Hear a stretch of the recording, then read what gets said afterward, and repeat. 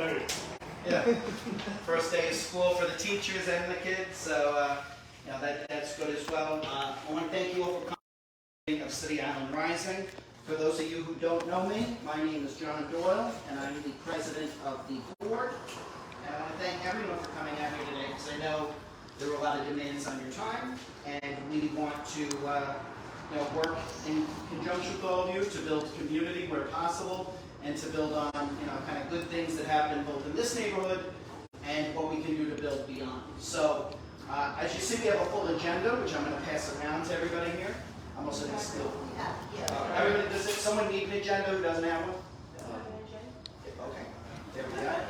So I will give one to you, and I'll just ask people to pass around. And then we'll just share one. One thing we actually got, which is an added bonus, is we had an unexpected guest, but I guess who's welcome. We have Jason Santiago who's here, and he works for Congresswoman Ocasio-Cortez, who is staying as City Island's Congresswoman for the next few years, hopefully, if not longer. So Jason, anything you'd like to say? Tell us about yourself, what have you. Sure. Hello, everyone. Hello. Thank you for having me. So my name is Jason Santiago. I'm the newest member of the office's team, and I'll be the liaison for the upcoming months for City Island, and looking to have an active presence and looking to collaborate with the community on anything possible to improve the community. I won't take too much of your time. I just want to give two announcements of applications that are out. So we have applications for our Office's Service Academy nominations for fall 2023 are now open and are due by November 1st.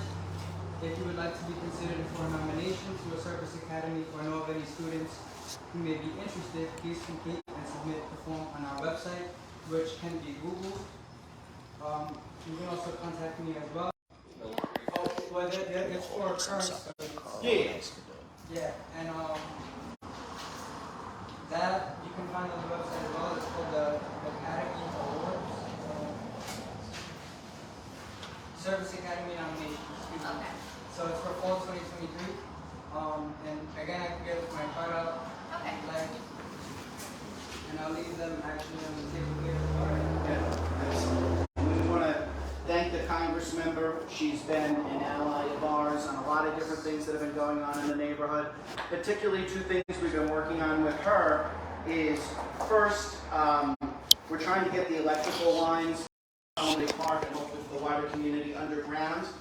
And there is an ongoing discussion with the neighborhood, with, are we getting everything here, or? Sorry. We good? I flipped it to selfie for a second. No worries. As long as we want to make sure, because I know a few people were like, "Oh, if it's online, I'll see it." So, and any calls, just get rid of them. But we've been working with the Congresswoman. One, get the electrical lines underground, and she's been a liaison between the mayor's office and Con Edison. So we appreciate the help your office is providing with that. We're also looking, and we're going to get to this a little later on in the agenda here. We're also looking to work with the Congresswoman's office because there's a need for some of the barges that you see when you're driving to work or wherever you're going. The barges are sitting there, they're problematic, and rather than wait for them to be a navigational hazard and be full of debris, we're trying to work both with the Congresswoman's office, Save the Sound, and some of the other environmental nonprofits on City Island to try to get those, try to get a contract together and get those barges removed. We've got to find somebody who does that kind of work. So if you're watching online or you're here in the room and you know somebody who does that type of barge work, I have a call tomorrow with a potential operator. Just email City Island Rising, one word, @gmail.com, and we can do what we need to do to try to bring that person on board. Save the Sound, which is an environmental nonprofit that services Westchester, Connecticut, Long Island, the Hudson Valley, and us. They're willing to explore this with us, at least at a preliminary stage.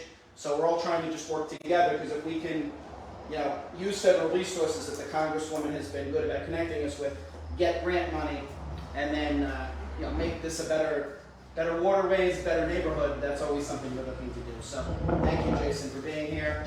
And I know Jason because he used to work in another office that I've worked closely with over the years. I know he's a good person, and I encourage everybody, if you have a federal issue or any other issue, to reach out to him.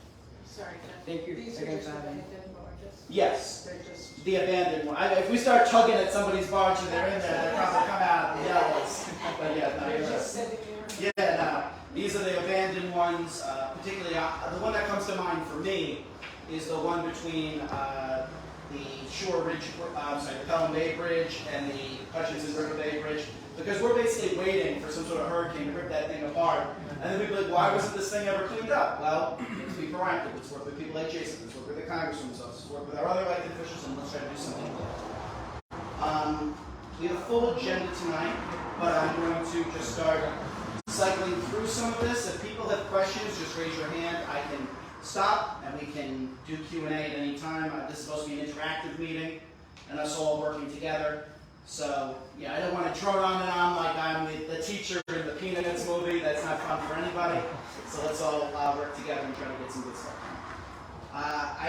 We had a call in a meeting with the state earlier this week about possibly doing a banking development district. What that would be bringing another bank to City Island and using both city and state incentives to do that. First, we're trying to identify banking products and needs that people may have in this community that aren't being fulfilled by Chase. Kind of the good thing about this is now I actually have a pretty good relationship with the regional manager of Chase, so we'll give them an opportunity to do it. If it's not something they normally do, we're going to reach out to another bank. This kind of came born of, unfortunately, like we're a remote neighborhood, and during COVID, when a lot of the initial outbreaks took place, the COVID protocols were if someone got sick in the branch was shut down for a week. And it upset a lot of people. And, some people can't travel. It's not easy. The neighborhood is about 30% senior citizens. Not everyone has a car. It's not fair to do that. So what we're trying to do is just bring in another bank. It could serve both as an anchor on a strip that needs, in some portions, a little revitalization. It could also serve to help senior citizens. And I spoke with your successor at the chamber, and O'Quine, and he was going to ask some of the banks if they were having issues with Chase, if there were some banking products or loans they needed that maybe Chase doesn't provide. So I guess basically what I'm asking of all of you is just, this is very preliminary and in the opening stages, but if anybody has banking needs that are going either unfulfilled by Chase or something that they think would be good for here, please just email cityonrising@gmail.com. We're open to any and all ideas, and either we can get Chase to do it, or we'll work with the state and the Chamber of Commerce and others, and we'll try to get another bank here. But the point is to do something proactive to improve the community. Would you ever have a credit union? That was actually something that was discussed. Credit unions can now apply for this program, which is new, which is a great thing. So, if you know of a credit union you think would be interested, I think we're all very open to that. So, please let me know. Second thing is COAD. This is not a typo on this agenda, although there is a typo that most of you probably noticed by now. COAD is a community organization active in disasters. Beverly Jones, who's on our board, who couldn't be here tonight, but she's on our board, she works very hard. She and I have been working with a small select group to try to, first we reached out to the CERT program. The CERT program is kind of volunteers and emergency response team, community emergency response team, that's what it stands for. They are willing to do a specialized training for City Island because they recognize we're in a Zone 1 evacuation area. They recognize that we are uniquely vulnerable. So we're going to be looking to do something with them, and they're going to bring in all the other entities that are keen to emergency response. So that's the fire department, that's DEP, that's a lot of the other groups. That's probably going to happen in the early spring or maybe sometime in the winter, because they're trying to get a schedule together, because we want this to be done on the weekends so people who go to work during the week can participate, because we're going to need a lot of people out there, and a particular emphasis on young people. I know some of the young people do watch only online and don't come to the meeting, so if you are interested in being a part of this, we do need volunteers, so you can just shoot us an email or a private message or post on this, and we'll connect you, because we want to have a group ideally of about 20 volunteers that will go through both the the 2 trainings. We're going to do a community mapping training of like where our vulnerable points are on the island, and a few other trainings that are done through the OEM group. We've had their guests here in the past, so this will be building on that. So this is something, if you have any interest, does anyone have an interest in this? Just show a hand. Appreciate it. Hey, how are you? No, I'm good. So then we have 2 people here, 3 people. Yeah, I guess that's the benefits of marriage. She voluntold you into what you need to do, and that's great too. I would never say that. I said it to alleviate you of some of the guilt. But if everybody, just if the 3 of you or 4 of you could just come see me afterwards, I just want to get everybody's contact information, put you on the chain with the rest of us so we can find some good times to keep going. Thank you all for volunteering. Number 3, we actually, this is another good news thing. We got a $20,000 grant from New York Renews. That grant is going to be used for capacity building. It's going to be used for to assist in the resiliency study that's going to go on, which is going to be an educational thing, and it's being used to build our website. And we do have a design for the website. We're trying to get some content up. I know that's later on the agenda, but we're going to have a website that's going live very, very soon. So we want to thank New York Renews. They've been to some of our meetings. They're an environmental activist group. We're a part of their coalition, and they paired us up with some resources. We've been applying for several grants, so anticipating, it's nice to get $20,000. We're anticipating some smaller and some larger grants possibly coming in. So if anyone has good ideas on things we can do, not just to build capacity, but good things we can do in the neighborhood, we're definitely interested in doing them. One thing we're looking to do right now, and we have a meeting on later in the week, is we're looking to do a mural somewhere on the island that's very visible to just encourage people, something with the identity of City Island while at the same time something that encourages environmentalism and just really, kind of all the good communal things about being a good neighbor and being a good steward of the earth, etc. So it's a mural, just, you need a group of people then. So we actually have some money for supplies and all that, and I've been speaking to 2 City Island artists. Okay. Liz Alderman, who did the whole bird design right when you come over the island, and Wes Roundtree, who did our banner and our mural that you see us with at some of the street fairs. And they're willing to work with us, so we'll cover the cost. We may even give a stipend for it. We haven't worked out all the financials of that yet, but we have the money to do something nice that attracts people to the community to get them active. So if anyone has good ideas, inspiration, good locations, let me know.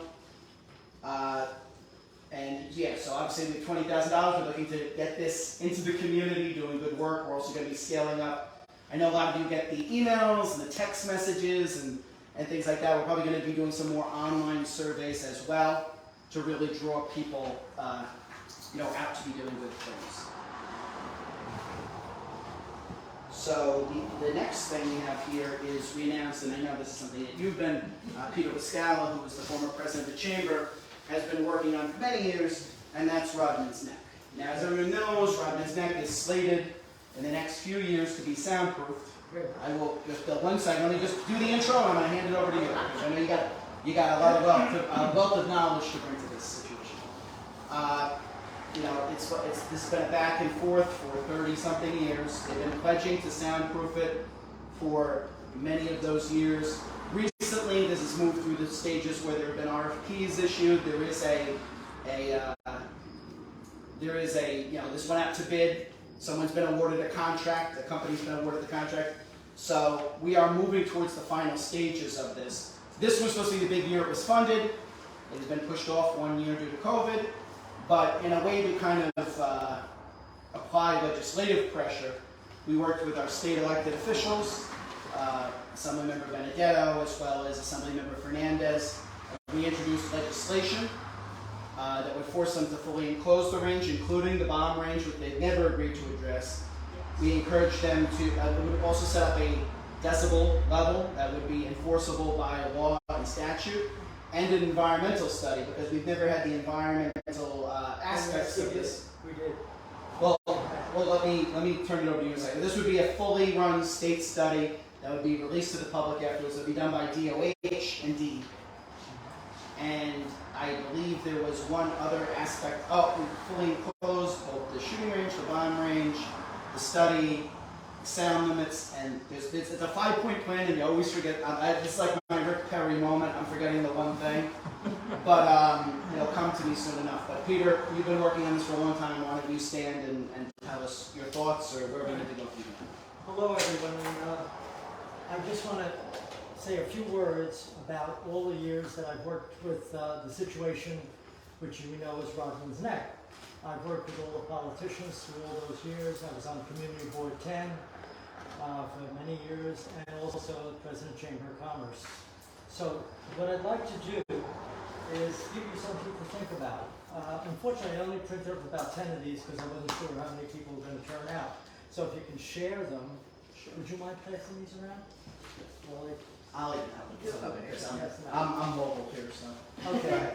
What it is I give you this synopsis of the situation. And back in October of 2016, we had a community board meeting over at Rodman's Neck. Now, I don't know how many of you have been there. Have anybody been at Rodman's Neck? Not inside. Is that what you mean, like going Nobody? inside? Going inside of it?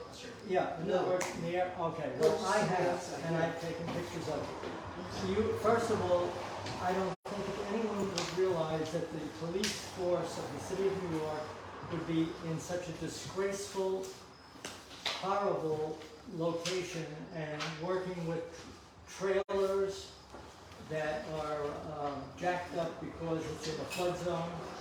And many of the police there are very unhappy with the whole situation. This is an absolute disgrace to the city of New York. And we who can actually promote this, the police themselves are for it. They want a better facility, not in a flood zone and not in the situation that it's in, really. This is not, I did a lot of research. Every other major city in the United States has a beautiful indoor structure, and it's designed specifically in an area where they do not set off bombs in the city limits. That's number one. So you got to remember all these things.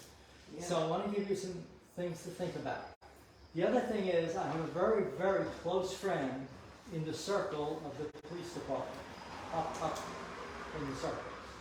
I cannot disclose his name, but I will tell you this.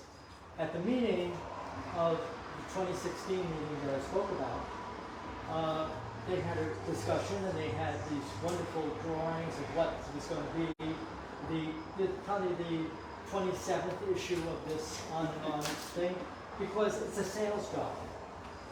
And this is from the inside. It's a sales job to the community so that everybody quiets down. Because they violate every noise regulation for the city, state, and federal. That's number one. Number two, they create air pollution with the setting off of fireworks and all of that, which is a carcinogenic, which means you get cancer. Why are we subjected to all this? I'll tell you why. Because we allow it. There it is. We allow it. The quote was from the guy who was moderating at that meeting in 2016 after I got through at the end, said to me, "I'd hate to confront you in court." And that's Barbara DeLenz at the backup. She was with me. And the truth is, it's all fact. This is nothing that I made up, or it's fact. The politicians know it. I've met with politicians on it through all the years. Madeline Provenzano, God bless her, was one of the strongest people for the city to help us deal with the situation. But unfortunately, she became ill and passed away. But now get back to the subject. Where do we stand? It is a situation where your home values, your health, everything depends upon that. I know people who couldn't sell their house because of that. And I know why property values have dropped a lot in an area that should be much higher. Much higher. This is an island that's so desirable. Look at it across the street. This doesn't look like the city that we go over the bridge and look at it. This is a treasure. The treasure is being obstructed by that. I ask you to think about this. I have done this for years.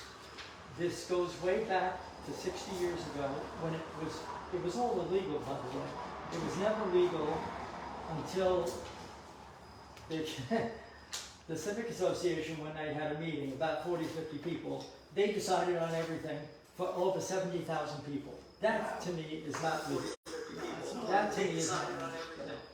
And the next step is, everybody I have ever spoken to has said to me, yeah, I'll vote for it, I'll help you out, we'll get rid of it. And in unity, there is strength. I was told by the higher up, my friend, who said, if you guys put the pressure on, they know they can't win, and they'll get out of it. They were supposed to go to Queens. I guess what happened was Queens didn't want it. They put up such a... And everything you're saying, Peter, is right. But when they were going to move to Queens, everyone needs to know this. When they were going to move to Queens, here they only want to 88% enclose it. And that was a fight to get them from 66 to 88%. And that's what we're trying to push even further on. But when it was to Queens, it would be 100% enclosed. And they weren't going to move the bomb range. They were still going to keep that there. Because I remember your comments in the paper.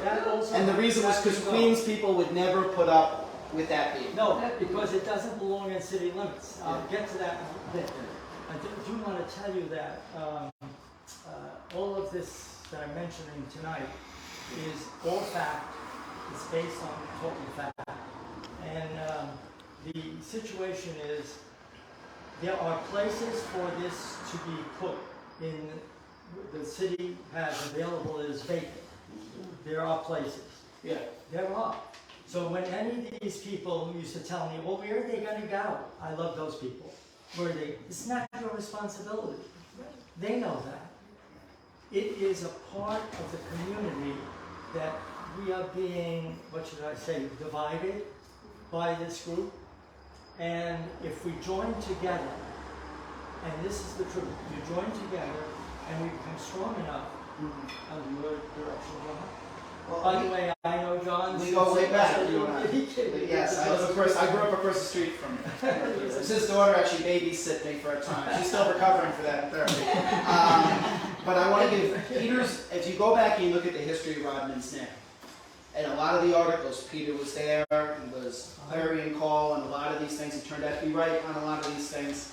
I think one of my favorite quotes of you was that it's like Beirut out here or something like that. Was actually said in there, which I chuckled at when I read it. But I do, and I agree with a lot of what Peter's saying. We are, again, on camera, and anyone could watch this later on. I don't think we're far apart on our goal here. And part of the reason we started up with the Rodman's Neck Monitoring Committee, I agree with you. Pictures of what you never saw. This is a meeting as we're coming out, and I can pass the picture around. Yeah, You can see it. There you go, John. Thank you. It's a trailer, and I know some. I happen to have a family member who is now retired from the police department who worked there, who said it was a living hell. First of all, understand they don't even have sewerage that's connected to the city line. Yeah. That's a violation of city. They are starting to change that. It doesn't make it all acceptable. I'm just saying. And this is a picture of you know what. Oh yes. I've had Channel 4, Channel 2, Channel 5, 7, all videos that I've supplied to them from the city setting off these things. They've created fires over there. They've violated all sorts of air regulations, which is federal and city and state. Keep that in mind. Here's more of, this was a farce. The city said, all right, we're going to build a shelter for Yes. and then it fell down in a snowstorm. And they spent about $100,000 on this joke. Yeah. This was a thing so that it would quiet everybody down. Yeah. So they said, we're gonna do something. Mhm. By the way, at that meeting of 2016, they showed the wonderful future construction.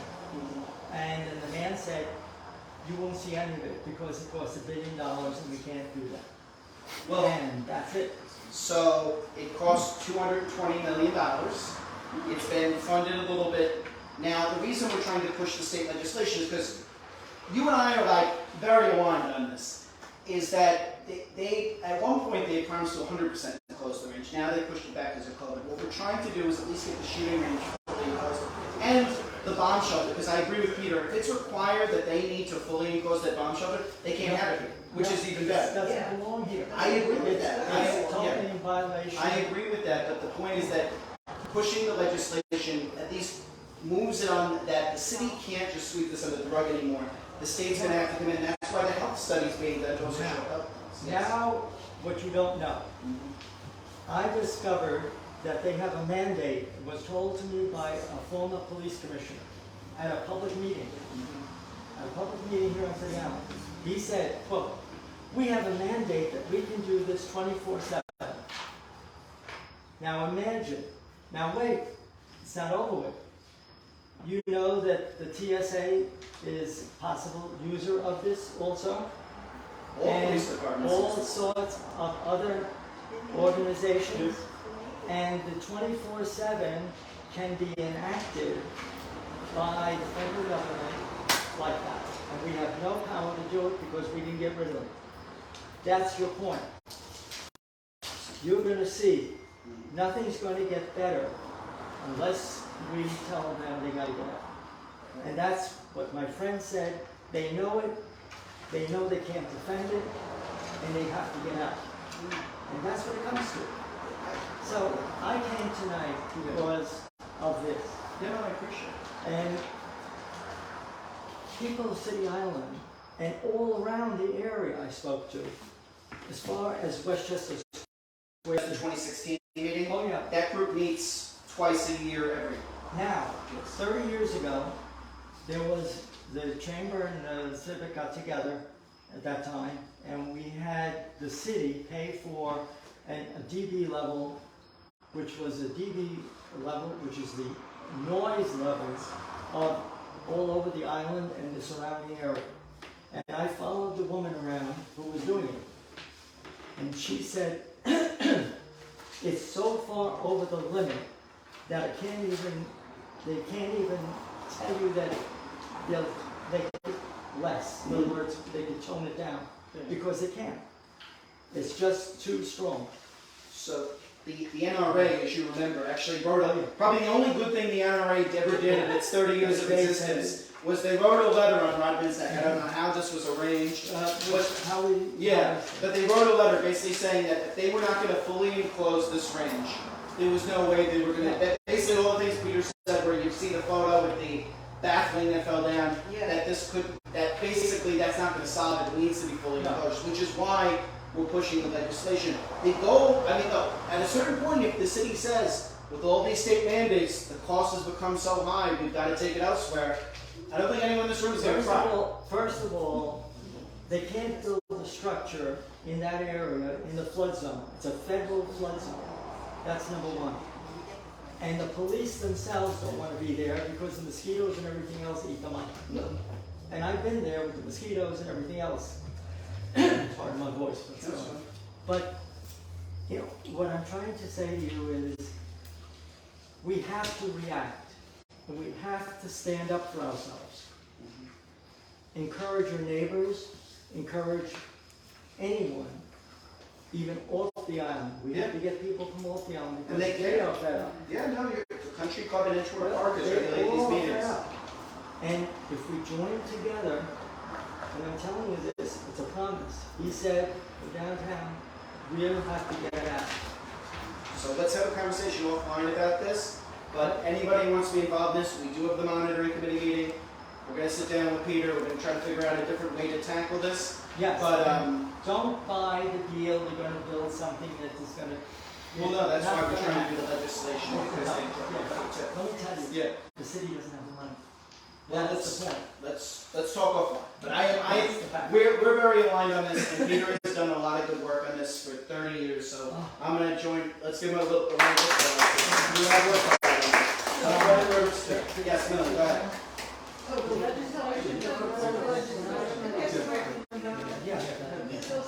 Yeah, we passed them all around.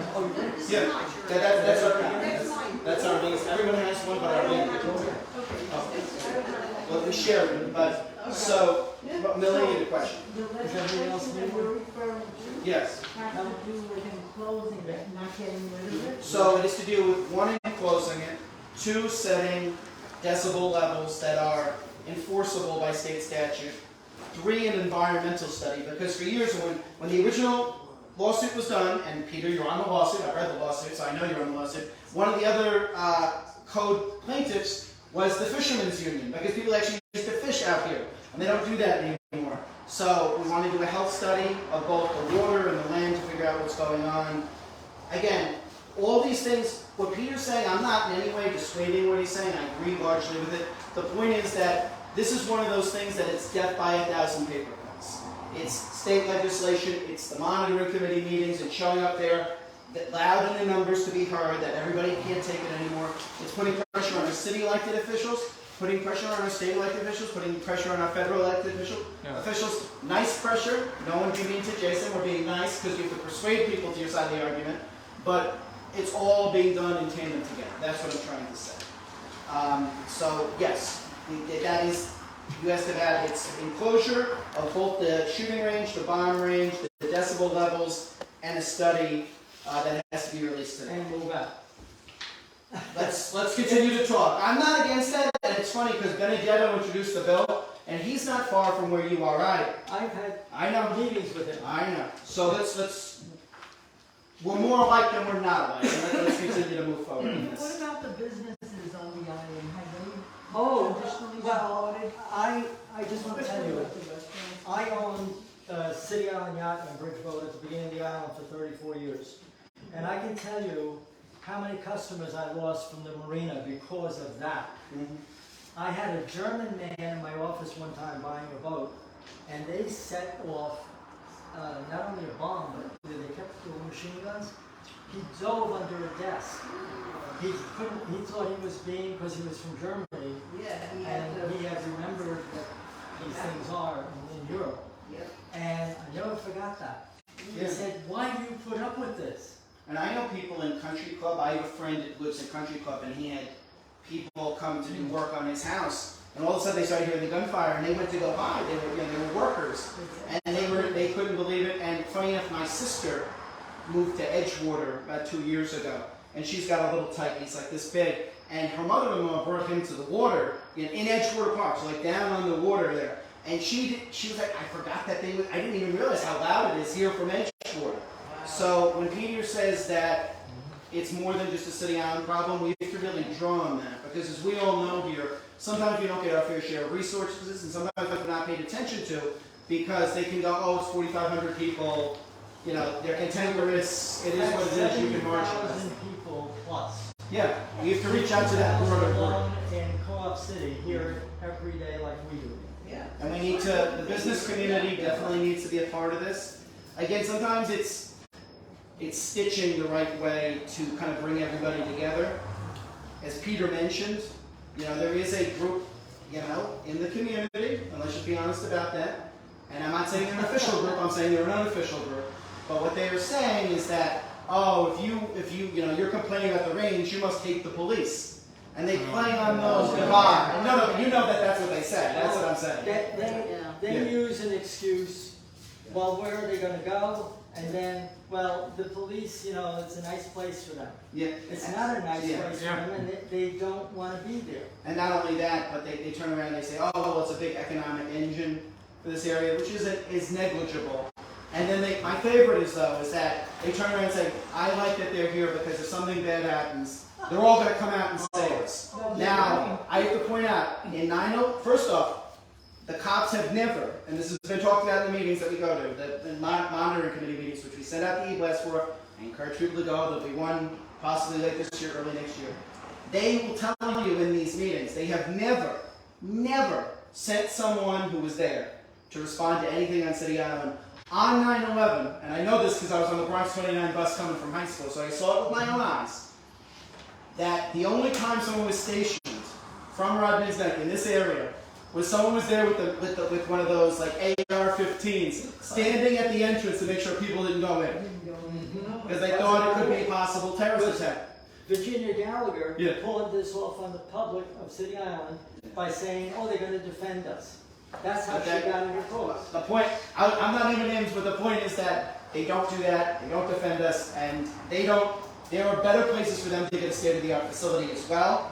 This legislation is another way of going about doing that. I think it probably now has a pretty good likelihood of passing because we have our state assembly member as well as our likely state senator on the same page as co-applicants, and we can start trying to move this bill through committee. So that's an exciting thing. And that was only one portion on this, which we've spent a lot of time on. But Peter, you're going to stay. People can talk to you, get the full history, and thank you for all you're doing with that. On that same vein, as people saw in late June, there was an announcement for the watershed plan for Hutchinson River. Everyone remembers in October of 2019, we had a big meeting at the Harlem Yacht Club, which was focused on Sandy and kind of our environmental concerns, both climate change as well as water quality. Every year, or every other year, Save the Sound does a water quality report for the entire Long Island Sound. So from the tip all the way into where we are. They call us the Western Narrows. It's a report card. And every year, everyone's A. Some people go from B to A. Some people go from C to B. Every year, the Western Narrows is an F. And we talked about this. Part of this is because the Hutchinson River is getting raw sewage dumped in from Mount Vernon. That's being addressed. But there are also a lot of CSOs that are on the city side that need to be addressed. And the first way to get around to addressing these things to give us better water quality and better quality of life is to get a study going. So we have got the study, which was funded by the state, with Benedetto and all these other folks. Save the Sound is going to be doing that study. They're starting the Westchester study. They're starting that this year, actually this month. There's going to be starting the Westchester study. But in the next year or two, we're going to start the Bronx study. So we're going to start finally cleaning up the waterways around here and improving the environment. Because, and if some people here are familiar with the Hutchinson River Group, they do their canoe rides. And they go out there and you literally do see the raw sewage. So it is something that needs to be changed and something we're going to work on. I'm going to breeze through some of these old business items to give people an update. And new business, if anyone has any questions, let me know. First, the Bronx 29 bus. Since the last time we were here, which was in June, the Bronx 29 bus is finally 24/7. And remember how long that took? It took everybody signing a petition, sending hundreds of emails every time the bus is late, and the bus is still late even though it's on 24/7, but it's less late than it was. It's not getting stuck on I-95. We are, the point why I bring this up is that we are making progress. Sometimes it is slow, sometimes it takes years, sometimes it takes pestering, but we are making progress, and we need to kind of stay in that vein that work might be slow sometimes, it might seem tedious, but if you stick with it, even on Rodman's Neck, and we all stick together and we kind of put the community first, we can get good things done. Hart Island is the second thing here. I just posted a letter on our Rising social media page. The DDC is doing a demolition of some of the buildings out there. We'd asked for them to be saved. The city is coming back and saying they won't be saved, and the demolition is going to take place in the coming weeks. So I put the letter online so people can see it. I put it out there so if people want to protest or do whatever they want to do. But the point was to give the information transparently to everybody that a lot of the older buildings unfortunately are going to be demolished in the coming weeks. Truck idling, we spoke about this a lot at the last meeting. There are two sites. There's the Schofield site and the Crane site. The Schofield site, I had a long talk with the operator once the 45th precinct went down there, so I was ticketing people. He was surprisingly very good about things. They're not going to be idling near the school anymore. They're not going to be parking in the fire lane. There are everyone knows the lot I'm talking about, the Schofield lot, the large manufacturing yard. There are many subdivisions there where people were at one point operating pre-COVID. They're going to get rid of some of those people who haven't paid rent so he can move more of his operations onto the site. And construction crews are supposed to be out there now with vests on, directing traffic, because the reason we all got so involved and so freaked out beyond the idling was we did not want any of the kids to be, God forbid, hit by some of these cars that are barreling. So if you see a concerning situation, we all have the phones down, take a photo, send me an email, say something, is I guess the point I want to say. See something, say something, we'll do something. But we are seeing a progress in that front. The 45th Precinct is still very involved, and I am getting emails from people who live on Reynolds Street about the crane yard, and stay tuned for increased enforcement in that regard. Beyond that, we have our food scrap drop-off, which I brought everybody one of these. This is a service through the grant we received we're funding for right now. It costs about $200 every time to do this, but the goal is if we can get about 50 people to 100 people giving $5 a week to be a part of this, $20 a month, whatever you guys want to do, we can sustain this longer. So we're going to fund it for a few months to get it off the ground, but if this is going to continue beyond that, we're going to need everybody to chip in a little bit and try to move it forward. We are still competing for grant monies, so if people see grant opportunities, send them to me, and I will pass them out to the board, and we will try to get even more good stuff done. But so far, I know, and I'm looking around the room because I get the sheet at the end of the day, I know people in this room are using the food scrap drop-off.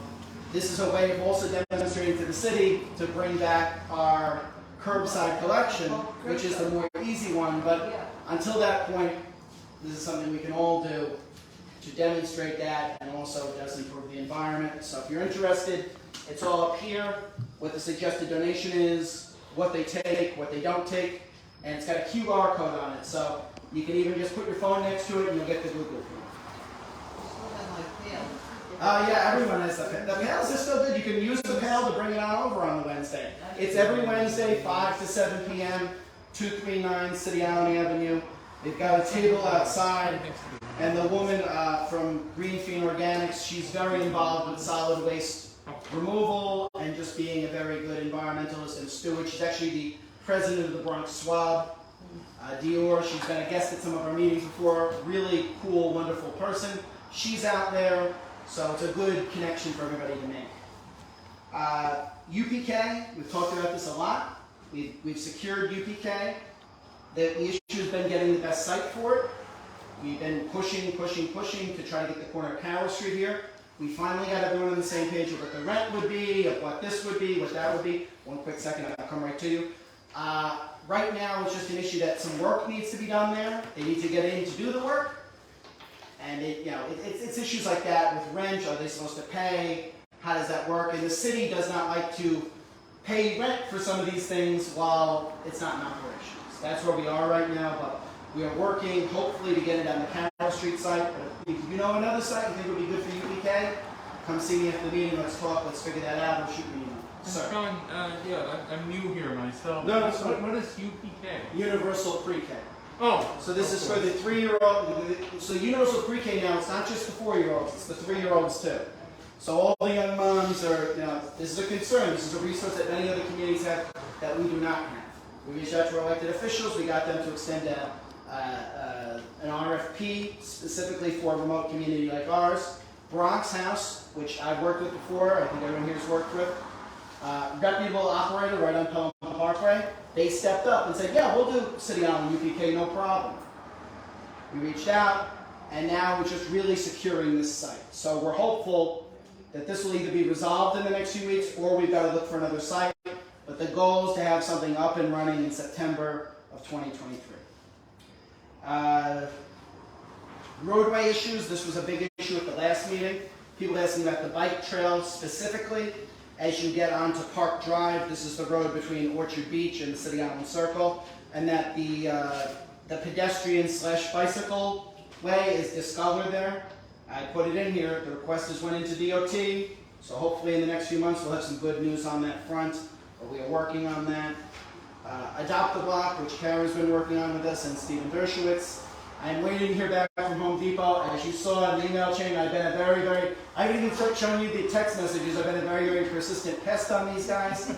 I reached out to the manager today because it's been over a month, but the hope is that we will give everybody, and if we, at this point, we'll just pay for it out of the grant if we have to, but trash bags, brooms, kind of the dustbins, everything, maybe even a few weed whackers we can only use together, but just that everybody will have like a block or square area, particularly around where the basins are, because we're in the peak of hurricane season, where something that, go out there, clean the basin, encourage your neighbors, just kind of how to be a good steward. And we're going to, eventually, once we get this program up and running, we're going to pair it with what they do in Hunts Point, which is like the Be a Buddy program, like the Summer Buddy program, where if we know there are people on our block, and we all have a few of these, people maybe who are a little bit more of shut-ins, people who might be in danger in certain situations with heat and whatnot, just give them a call, check on them, something like that, where we can check in on our vulnerable population so they feel protected. So I know we still need to talk about that, but we're still moving forward on that. T-Mobile reception. This is a big bugaboo for David of our group, who is probably on the way, probably trying to call me right now, but can't because he can't get any cell phone reception in Pelham Park. Everyone here has a cell phone, I know. When you're making your calls and you're leaving the island, how many of you have the reception drop? Okay, 1, 2, 3, 4, 5. Okay. Maybe it's only T-Mobile. Well, it's also Verizon. I have Verizon. I haven't had. Yeah, I don't have any problem. You don't have? Okay, because I've heard different things from different people. I think T-Mobile Once in a while, Yeah. But when I first moved here on Yeah. the island, I had to drop T-Mobile because Yeah. half of the island it worked for it didn't work for the other thing. Well, if you live on a certain portion of this island, believe it or not, if you call 911, and this is not a T-Mobile issue, but they're watching, Yes.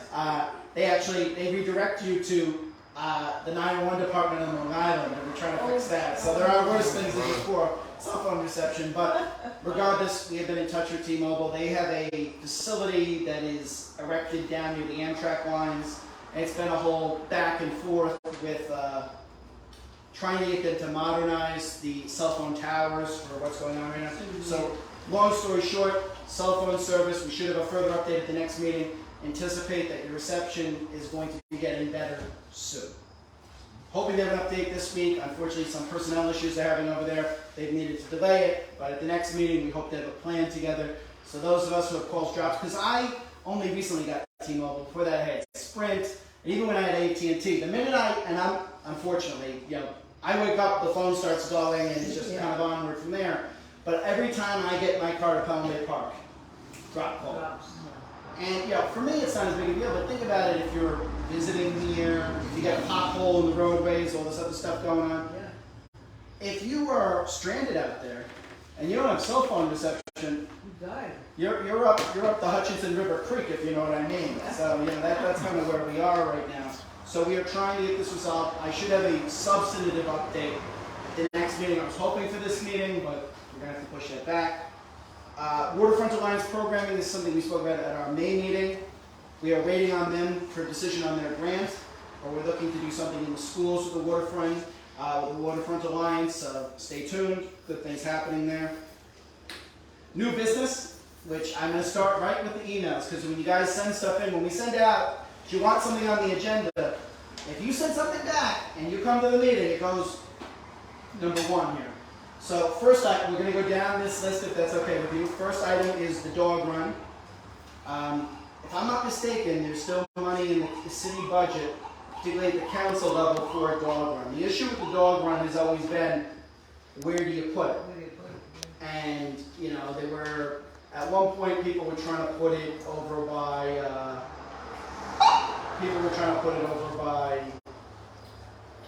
the entryway to the island. Some people didn't want that. So they tried to put it in the schoolyard. I think there were some concerns with the dogs and the kids, and God forbid something happened. They didn't want it. At one point, where they're now considering putting the oyster living shoreline, I suggested years ago putting it back there. They're like, no, it would flood, it would be terrible for the dogs. But there is a substantial amount of money, I believe it goes all the way back to Councilmember Baca, for a dog run. So why don't we speak offline? If anyone else is interested in this, email us, cityonrising@gmail.com. We'll start up a little task force, but I would encourage you to speak to Councilmember Velasquez because she can at least look into how much money is left, and then it really is a decision about where it can be put. You know, John, it's funny, I passed one recently, Yeah. might have been in Westchester. Oh, yeah. Maybe Larchmont or something. Yeah. Where it was, oh, it's a dog run, and it was not too big, Mm. you know, but it was, definitely smart dog run. Yeah. It wasn't far from the island, it wasn't on Sea Island. No. No, I mean, I work, as everyone here knows, I work at Jacoby, and on our campus, yeah, there's a dog run there for the Einstein students and their dogs too. sure, that's great. And if there's money there, again, it was never an issue of funding. I think it's just been an issue of, on this island, where do you put it? So let's talk offline. I know there was a group that was anti-dog run. I don't know why, but yeah, this is an island of 4,500 people with 9,000 opinions, so you're going to get a little bit of everything from here, and we can maybe at least navigate those things. Trash on the streets. So, I live in the nautical building, Yep. and we're just having a serious issue with that particular corner, that goes to, the promenade, you people going to Fordham Place, Yeah. and, that's the corner that has little, steps, and some people sit there Yeah. and have their lunch. Mm-hmm. And there it stays. And it's constant. Every day there's more trash that it is not the, the museum patrons, and it's certainly not the condo. Is We this have- at the promenade or is it at the museum? It's in front of the museum, right? That area. Where it looks like a huge pile of garbage all the time. There's always, I don't know Right by the how driveway? huge, but there's always garbage there. Of course, come pick it up every single day. And it is not, we have our own system and our own shed in the condo. The museum has their own system in the community center. And, come to realize, a lot of people take their lunch, the workers from, the marina there, Yeah. on the commercial area. I don't know what would be the process. I personally bought a sign to put there, not, take the trash with you or something like that. Yeah. But it's never ending. It's no matter, Let's talk. yeah. I have some ideas. Again, just so I you don't know, know, it could be as simple as sanitation, putting- they do enforcement, and if they catch someone littering, like they have like an undercover car and everything. Now they're not gonna go out there and save someone's life. But if they catch somebody littering, that fine is significant. It's $500. So Yeah. I don't know if putting a trash, I don't know, it could be the simplest solution. Yeah. Trash bin. Well, maybe a trash pail down near there. I know for a But while. that has to be approved. It's not Yeah, like we yeah, I can just understand. You put can't it just put there. it in there. I just- Yeah. Let's speak to sanitation. Maybe we can figure something out. Yeah, But I'm it's ready to- it's never ending, and it's disgusting. It really is. Yeah. Go ahead. Sorry. No, So, this is exactly what this is about. So don't apologize. You're letting us know that something that needs to be improved. Next thing on here was the website, was the calendar. Calendar will go on the website. I'm gonna volunteer you to help me with this, to put the calendar together. But we are gonna have the website live within the next month. So we'll just have a Google Calendar and have a page on the website as well. And for a while there was a friend of mine who was City Islander at the time, Lori Vega. She started something called the City Island Drift, where she tried to get all the events out there. It's a lot of work, but maybe even just a calendar, and people can just submit their thing to the calendar, and it just goes on the website, and maybe with the social media following posts, that might be easy enough. John, Yes.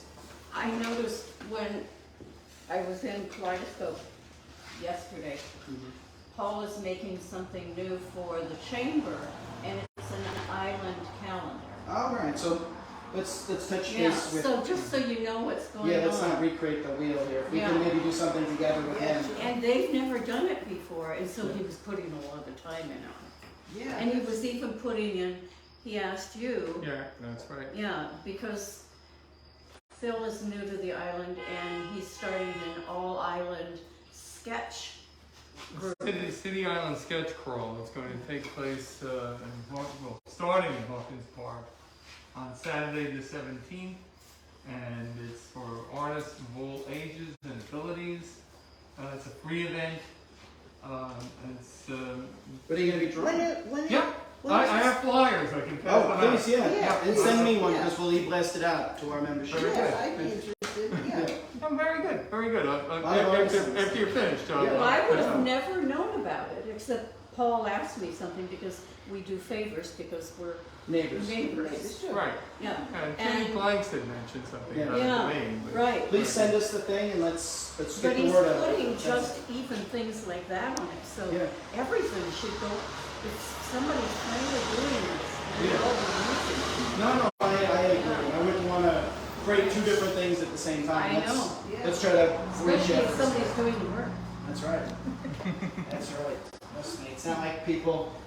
You know, we could still deal with the dog run and the trash and a few of the other things. So, you know, if we can at least work with them on the calendar, that's one thing that is off the checklist here.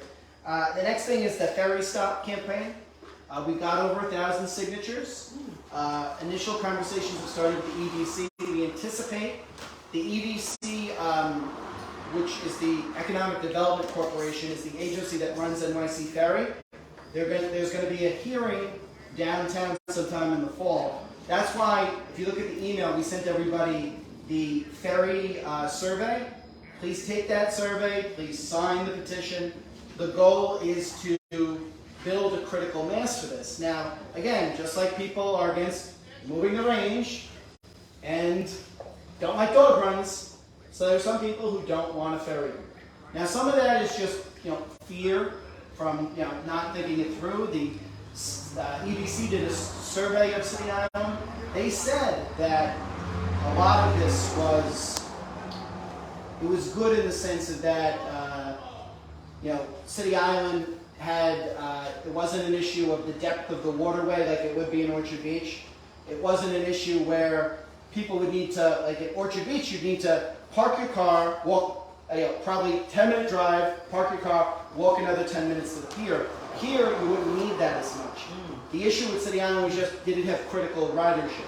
So the important thing with this is that if you know somebody who goes down to the city, what we're trying to do is just demonstrate that there is a critical mass of this, and that frankly it would not only bring people here, it might be more of a revenue generator on the weekends, but just really getting everyone we know to sign this friggin' petition. And if you want to do something else to be very positive, you can call your city council member's office and let them know you support this effort. So it's District 13 at council.nyc.gov, or you can just call, I don't have the number handy, but we'll put it online, and just let them know your view on the ferry. Because the people who yell the loudest sometimes are anticipating that, they're speaking for everyone. But this is a pretty diverse community in today's day and age. People of different age ranges, different ethnic backgrounds, different income levels, everything else, work differently, think differently. And what we have to say is that, maybe the people who are yelling the loudest aren't speaking for all of us. And so I would, again, encourage you to, you can email District 13 at council.nyc.gov, whether you're for the ferry or against the ferry. Let your council member know, because it's a city service, what you would like. If we've already signed that, Petition, you can still Petition? email the Okay. council member's office, and we're going to send out a reply on that. But the important thing to do right now is before the hearing is to take the survey. Because the survey is going to the chair of the committee, this council member Amanda Farias, who's Jason's old boss, and which is where I know him from. And she is the chair of the EDC committee, and she's been out in City Island many times, and she knows I'm pro-ferry. I know many of us have interacted, and she knows there's a divide in the neighborhood. But the point is that we have to demonstrate, we have to be our own best advocates sometimes, and so we can't be deterred because a few people don't want it. This would be a good thing for the island. It would reduce the car traffic coming here on the weekends. that's the big thing. That's the big thing.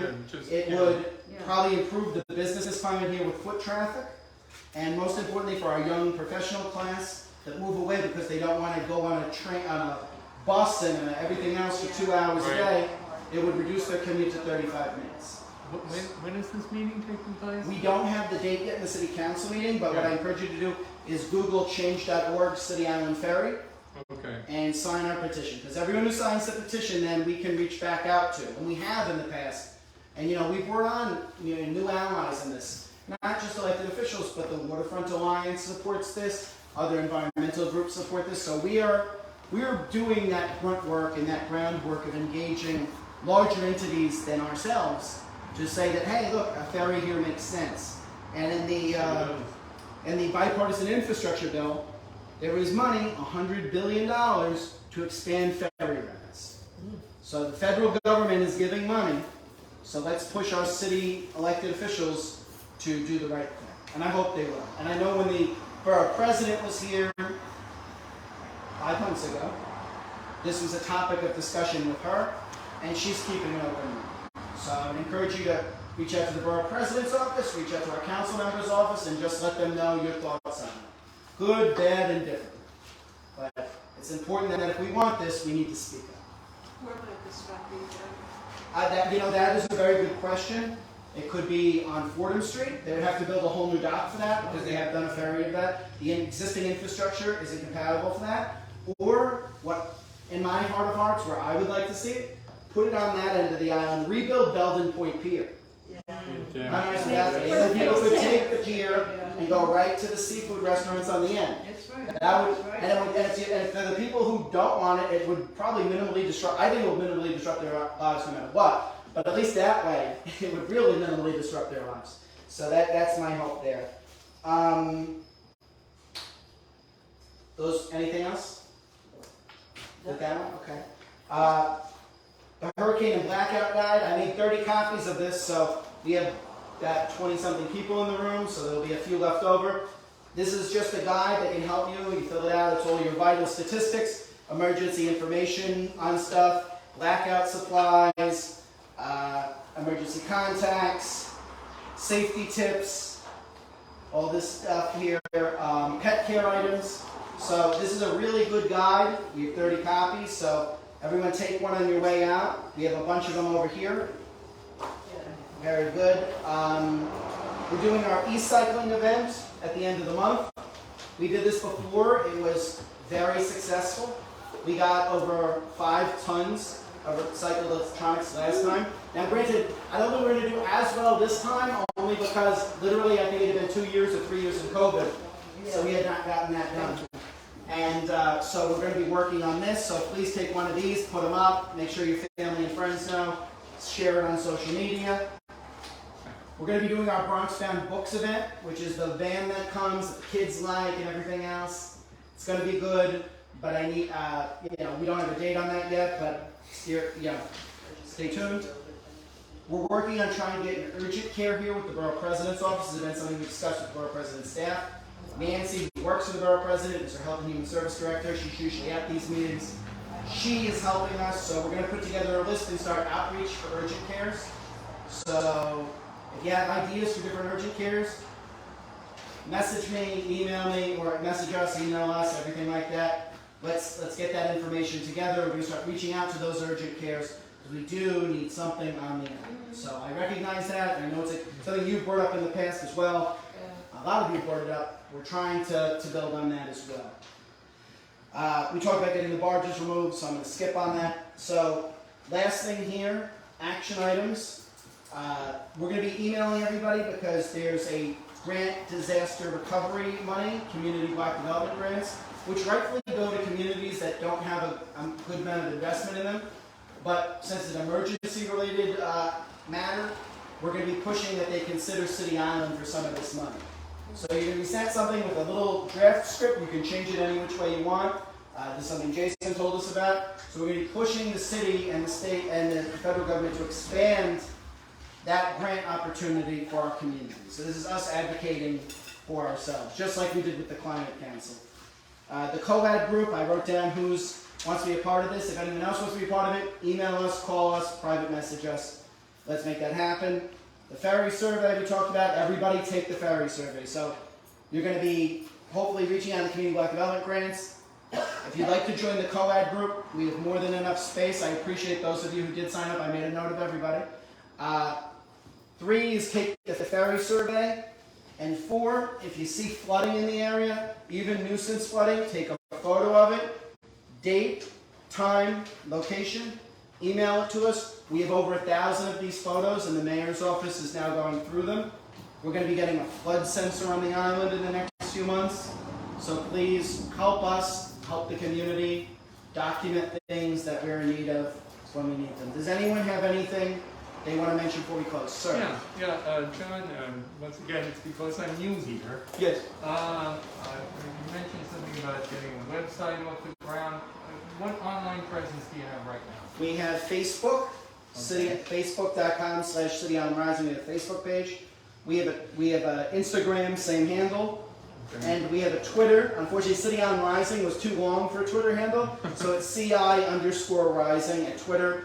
Every announcement goes on all three, and then obviously we share those prominently in the social media groups that will let us. So, Okay, thank you. no problem. And then you can always email cityislandrising@gmail.com. And we have a whole bunch of materials up here, so everybody feel free to come up, take what they need.